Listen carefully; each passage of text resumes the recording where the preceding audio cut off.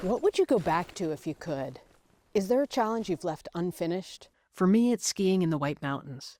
They've waited patiently 25 years. Now I'm going back, not because it's the biggest mountain, but because it's about making good on a challenge I made to myself. It's about not settling. It's about life. After a 25-year pause, I'll be skinning up and skiing down. How will it finally feel to complete something that's been waiting so long?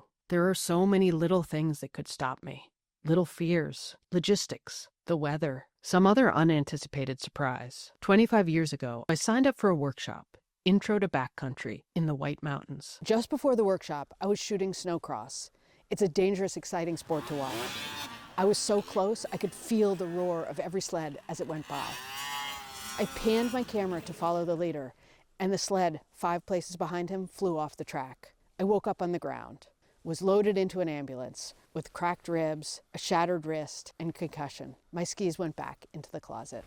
Now, 2 kids and 25 years later, I'm going back. I'm heading to the White Mountains for an Intro to Backcountry skiing program.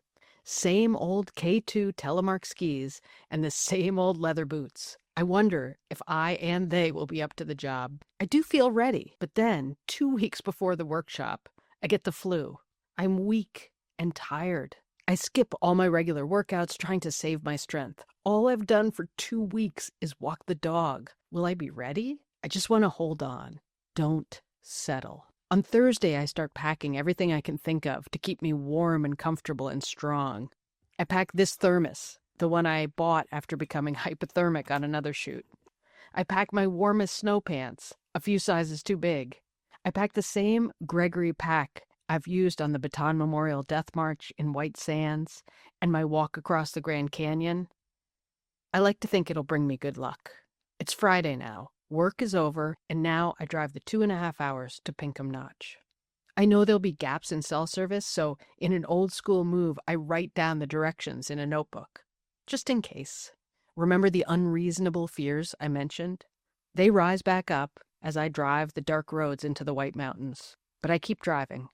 And finally, I pull into that dark, cold parking lot. It is about 8 o'clock. And it's dark out, and I've just arrived at Joe Dodge Lodge, but I don't know where I'm supposed to go in, so I'm going to go and try to figure it out. And now I'm here in the warmth of the Joe Dodge Lodge, at the edge of history. I find my bunk room, I organize my things, and I try my best to sleep. It's about 6:30, and I'm walking over to the visitor center to get breakfast. It's beautiful. The bunk included breakfast at the Pinkham Notch Visitor Center. It was buzzing with groups all preparing to ski or hike. I can't eat much. My stomach's still not quite right. I'm meeting the group in about 45 minutes. Finally, I start my final preparations, thinking and rethinking the perfect set of layers to wear and carry. Will I be too cold? Will the pack be too heavy? Will the group be too fast for me? Have I recovered enough from the flu? The group was Women's Intro to Backcountry with inclusive ski touring. They reviewed equipment and reiterated their no apology policy. No, sorry, I'm too slow. Or, sorry, I don't know how to do this. I'm the only one on telemark gear. I'm the only one with 25-year-old skis. I'm the only one in leather boots. Skis go on next to the classic Tuckerman's Ravine sign, and we start the 2.5-mile skin up the Tuckerman Ravine Trail. I'm excited. Almost like meeting a rock star. Here I am, finally, on this trail in these storied mountains. Not a big deal to some, but a big deal to me. The flu still has a grip on me, and I drag toward the back of the pack. I've been too cold too many times, so I pay close attention to my layers, to feet, to hands. As a group, we stop a few times to adjust layers and regroup. Red means somebody needs to stop. Yellow means let's slow down. Green means we're good to go. We do a red light stop for snacks, layer adjustments, and foot care. As we stand there, I start to feel my body creeping toward the tipping point. I feel the cold sinking in. I sip my hot liquids. I add a layer. I put on thicker mittens. But I'm still losing feeling in my toes. The longer we stand there, the worse I feel. This is one of 100 moments where settling would be easy. But I don't want to settle. So I check with the guides, then head out alone to try to warm up. Slow but steady. Soon the group catches up. Then they pass.